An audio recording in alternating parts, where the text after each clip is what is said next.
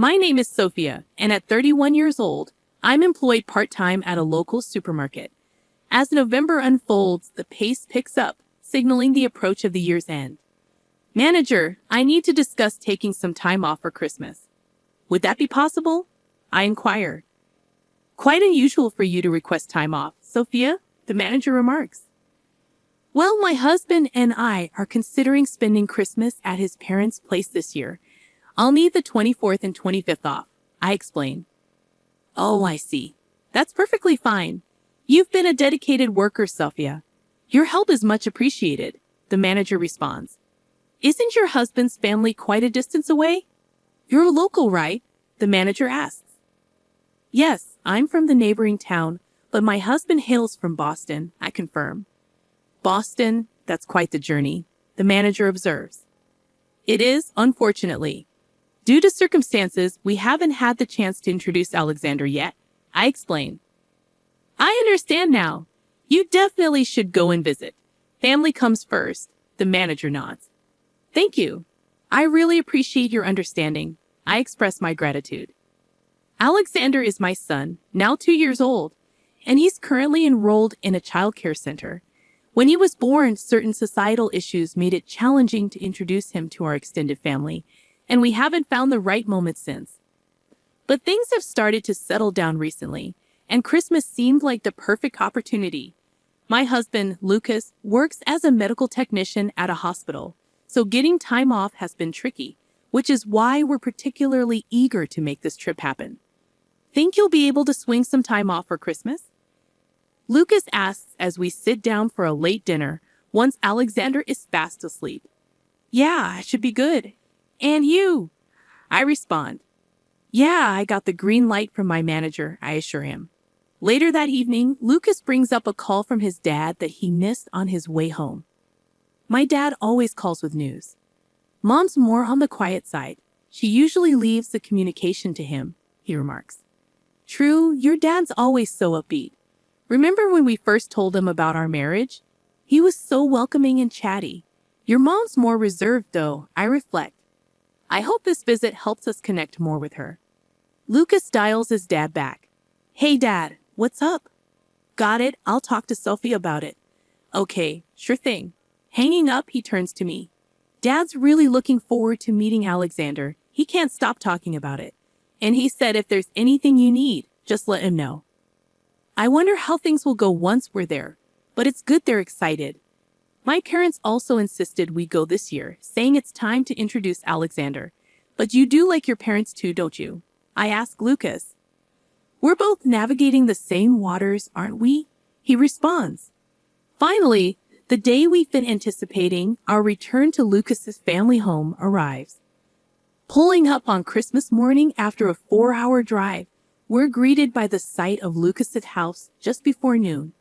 I notice my sister-in-law's family's car parked, indicating their early arrival. Merry Christmas. We announce upon entering, met with father-in-law's warm smile. Good drive? Take it easy today, he advises, holding Ava, my niece, in his arms. Ava, you've gotten so big, I remark. I'm 6 now, she proudly announces. Wow, already in elementary school, I reply. Look, there's Alexander, she says, stepping down to greet him. Their exchange of smiles is adorable. Come on in. Father-in-law welcomes us into the house. In the living room, we find sister-in-law Isabella and her husband. Isabella's husband offers a smile, but Isabella's expression remains neutral as she greets us. Merry Christmas, he says, while Isabella stays silent. Feeling a tad uncomfortable, I brush it off when Lucas enters, exchanging Christmas greetings with them. Henry, Isabella, Merry Christmas, he says. Isabella's demeanor changes instantly as she engages with us, though I can't shake the feeling of being ignored. But neither Lucas nor Isabella's husband seems to notice. Maybe I'm just imagining things. I reassure myself, taking a seat in the living room. Lucas, could you watch Alexander for a moment? I'll lend a hand to mother-in-law in the kitchen, I suggest. I'm fine, really, he insists. It's important to pitch in when we can. I insist, leaving Alexander in Lucas' care before heading to the kitchen. Isabella still doesn't acknowledge me as I pass her, but I decide not to dwell on it. In the kitchen, I find mother-in-law and greet her with a cheerful Merry Christmas. Offering to help, I'm taken aback when she glares at me and gruffly tells me I'm in the way. Confused, I watch her leave for the living room, where I can hear her greeting Lucas with warmth, seemingly oblivious to our earlier interaction. What's happening here? First, with my sister-in-law, and now my mother-in-law? Have I somehow offended them? I can't think of anything I might have done wrong. Lucas and I have been married for 4 years, and it's been 2 since Alexander was born. But during this time, we haven't really had much interaction, not even over the phone. What could be the issue? I'm at a loss. Maybe I'm overthinking it. We were planning to leave later that day, so I decided to wait until we had a chance to talk to Lucas about it.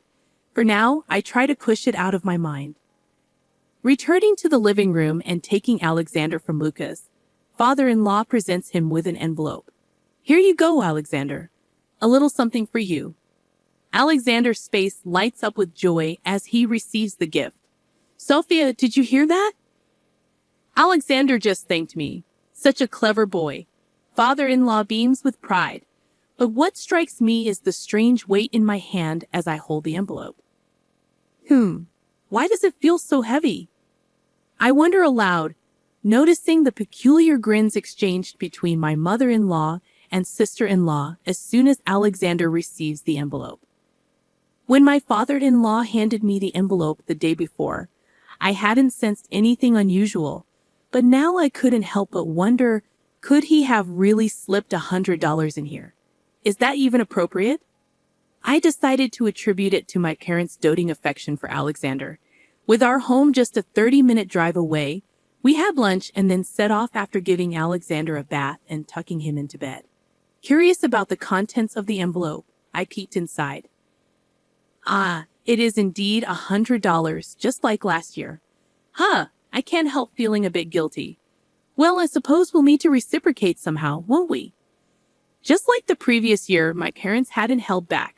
Being their only child, and with Alexander being their first grandchild, I understood their overwhelming fondness. Nonetheless, I was slightly taken aback.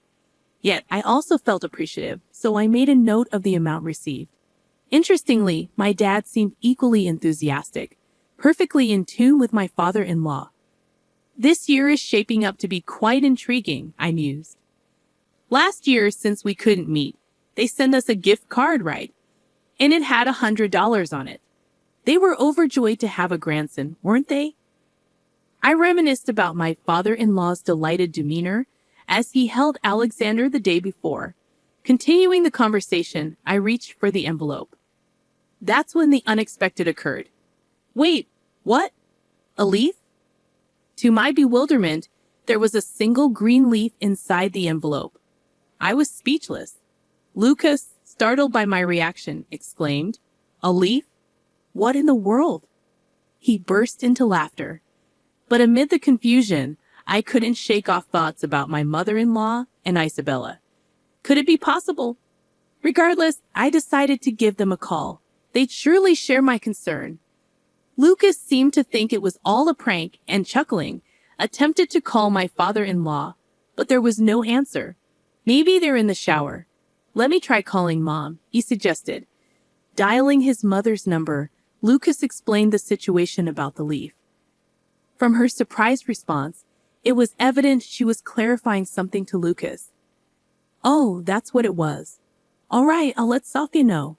What? You want to speak to Sophia? Me? Hold on a moment.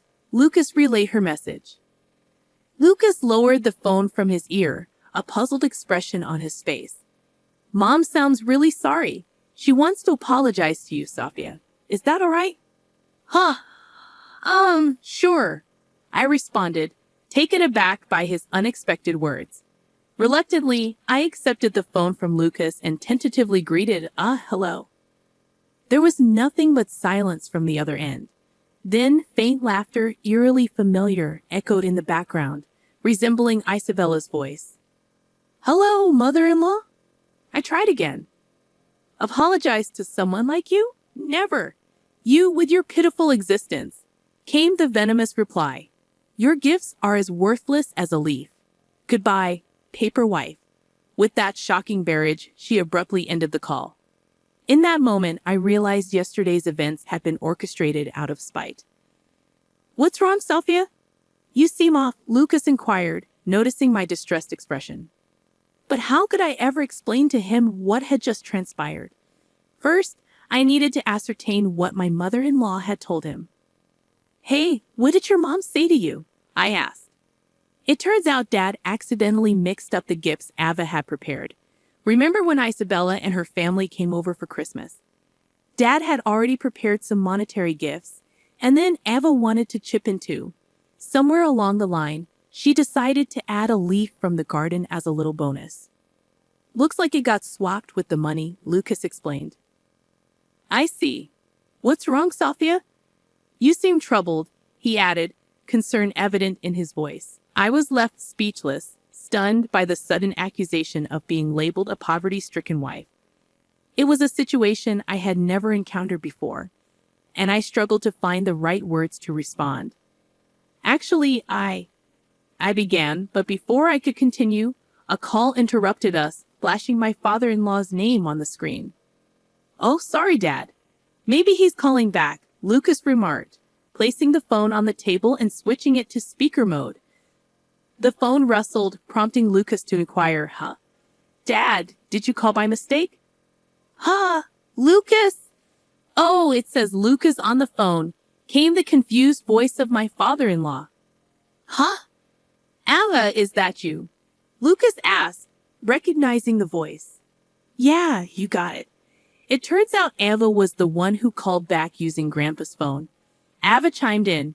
You're going to get in trouble with Grandpa, Eva, she added. That's fine, I wanted to talk. Grandpa's in the shower, it's all good. Plus, Grandpa always says we should answer the phone when it rings, so I'm talking for him, Ava explained. It's nice that Ava enjoys talking on the phone, but this isn't really the right time, Lucas apologized, sensing the tension in the room. Oh, really? Well, that's a bummer. Bye, Lucas, and bye, poor auntie. Ava concluded. Wait, Ava, what's up? What did you say at the end? Lucas questioned, picking up on Ava's last statement. Both Lucas and I couldn't ignore what Ava had just said. It sounded like poor wife, which was a term Mommy's grandma also used to refer to auntie. Ava, could you explain to Lucas what you meant earlier? I asked, seeking clarification. Earlier? When Grandma was on the phone? Ava confirmed. Yes, I replied. So here's the thing. Auntie once mentioned this to me. It's about the leaf. Grandma used to prepare the leaf with a smile and taught me all about it. She said that for those less fortunate, monetary gifts equate to a single leaf. Ava explained. Lucas and I exchanged bewildered glances, unsure of how to respond. Meanwhile, my sister-in-law, who had overheard Ava's phone call, shouted, Ava! But just as she did, my father-in-law intervened, saying, we'll talk about it later. Feeling bewildered by the unfolding events, I watched as Ava handed the phone back to my father-in-law. Sorry about that. I was in the shower. Then when I got dressed and came out, I found Ava saying something outrageous. He apologized. So, you heard it too, Dad. Lucas confirmed. I'm sorry, Lucas. Could you hand the phone to Sophia? My father-in-law requested. No worries, Dad. We're all on speaker. Sophia's listening too, Lucas assured him. All right, my father-in-law responded with a heavy sigh, his voice betraying a sense of tension. In the background, my mother-in-law and sister-in-law were speaking rapidly and agitatedly, as if attempting to concoct excuses. I am truly sorry. Please don't blame Ava. She didn't mean any harm. My father-in-law's voice conveyed remorse over the phone. No, it's all right.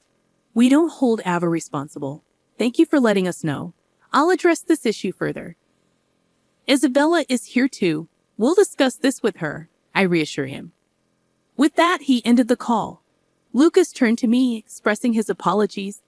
I'm really sorry. I have no idea what's going on. He was clearly perplexed. I proceeded to share with him the discomfort I had been feeling during my visits to Lucas's house. Together, we decided to await further communication from my father-in-law. To our surprise, a response arrived sooner than expected. Even more astonishingly, the very next day, Isabella's husband drove my father-in-law, mother-in-law, and Isabella to our house. As they entered, they stood before us, a solemn mother-in-law and sister-in-law, with my father-in-law and Isabella's husband, expressing heartfelt apologies. We have behaved in a manner that is deeply disrespectful. We are sincerely sorry. We apologize for the unacceptable conduct of my wife, my father-in-law conveyed with sincerity. Though we appreciated the profound apology, my mother-in-law and sister-in-law remained silent throughout the encounter, not uttering a single word. After 4 years of marriage, I found myself baffled by the sudden hostility directed towards me. Despite our infrequent encounters, I mustered the courage to ask, may I inquire why you've been acting this way towards me? I hoped that understanding their reasoning might help resolve the tension. Perhaps there's been a misunderstanding, I thought, but my question was met with silence as they continued to ignore me. Father-in-law, visibly angered by their behavior, intervened sharply. Answer her. Reluctantly, Isabella responded, revealing a surprising revelation. Well, Mom initially opposed the marriage. That's it? But why? Why would you allow him to marry someone like her? Someone who doesn't even indulge in branded items? Who dresses in modest, off-the-rack clothing? It was true. I had little interest in luxury brands, unlike Isabella, who favored designer goods, and my mother-in-law, who owned a collection of branded items. So, are you saying this is solely because of that? I pressed on, disbelieving. Really? That's all it is? I simply don't want her in our family. I wish they would divorce soon, and she would just disappear, Isabella retorted callously. How could you utter such disrespect? And what about you? Why are you supporting such a woman? You're a successful professional and elite. Shouldn't you choose a more suitable partner for our family? Despite Lucas' prestigious career as a medical practitioner, they remained resolute, asserting, we cannot accept someone like her into our family, can we? Upon hearing Isabella's unfiltered sentiments, her husband fell into stunned silence. Yet this silence was brief, soon to be interrupted by my mother-in-law's revelation. This disposition was inherited from her, she remarked pointedly. Initially, you see, I had found a suitable partner for Lucas. Despite that, he brought home some unknown woman and announced they were getting married. It was quite a shock. What? You were doing such a thing without informing us? There are boundaries to what's acceptable to do to Sophia, she continued, her tone incredulous. It's not a big deal, right? She's just a poor girl, isn't she? Her parents didn't leave much of an impression either. Rather impoverished, don't you think? Not a single designer label in sight. In essence, she hails from a financially struggling background, doesn't she? My mother-in-law interjected. What? What are you implying? And to love a child born of such a woman? Unthinkable. It would tarnish our precious Ava. We had already arranged for her to marry a friend's child. Lucas, caught in the crossfire of his family's revelations, found himself at a loss for words. I shared his sentiment, grappling with the shock of uncovering these hidden feelings. Suddenly, it all clicked into place. My father-in-law's disinterested phone call now made perfect sense. If you perceive this as harassment, then perhaps divorce is the best course of action. Please proceed as soon as possible. Let's leave. There's no need to prolong this charade any further. My mother-in-law concluded, her words cutting and final. Just as my father-in-law appeared poised to speak, I felt a surge of determination to rectify the misunderstanding and uphold my pride. However, before I could interject, the living room door swung open dramatically, revealing none other than my own parents. It's been a while, father-in-law, mother-in-law. Did Sophia reach out to you? My father asked casually, cutting through the tension with ease. It must be difficult to endure such slander without a chance to defend yourself, he added knowingly.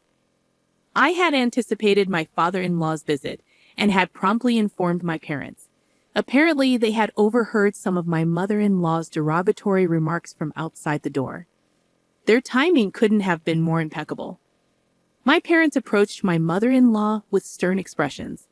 "What's the matter?" she inquired, taken aback by their serious demeanor. Without a word, my parents retrieved their business cards from their breast pockets and extended them towards my mother-in-law, their actions silently conveying, "Take a look." To my amusement, Isabella took the bait, seizing the opportunity to grab the business card and unleash a torrent of insults. Arrogance oozing from a person of humble means. "You aren't even adorned in designer labels today, and your attire reeks of mass production," she exclaimed indignantly. As she examined the card, my mother startled, and even my mother-in-law glanced at it with interest. "You two are executives at Valet Clos?" My mother-in-law read aloud, her tone betraying a hint of surprise. "Yes, my husband and I founded the company together. He holds an executive position at the headquarters, and I oversee planning. Our daughter stepped down after her marriage, as you're aware," my mother explained confidently. "Both of my parents currently hold positions at the headquarters of Valet Clos, a renowned low-cost apparel brand. Even after I graduated from college, I continued to work there. Although I had discussed my background with my father-in-law and mother-in-law prior to our marriage, my parents had never fully disclosed their professional status. So she could return to work whenever she chooses, right?" my father-in-law exclaimed in astonishment. "That's incredible. You're employed at such a prestigious fashion brand's corporate headquarters. So what exactly do you mean by calling us poor? Implying that my grandchild is the offspring of a destitute wife. Is it justifiable to harass us simply because you oppose the marriage?" I interjected, my frustration palpable. "It isn't. We sincerely apologize," my mother-in-law interjected. But it was evident that this apology stemmed solely from my parents' esteemed job positions. Clearly, the situation had escalated beyond the point where a mere apology could rectify matters. Henry, visibly disappointed, interjected, "I thought it was a good idea to entrust Ava to my parents' care, but with this? I'll take you back, but once we're there, we're going our separate ways," Henry declared firmly. What? What do you mean?" I responded, taken aback by his sudden resolve. "I'm grateful to have finally seen your true colors. Let's talk about divorce once we're home," he continued, his tone resolute. With that, Henry left the house, leaving me stunned. In that moment, my father-in-law rose from his seat, offering a deep apology to my parents. "I'm truly sorry for everything that has occurred," he expressed sincerely. Turning towards us, he added, "I apologize once again.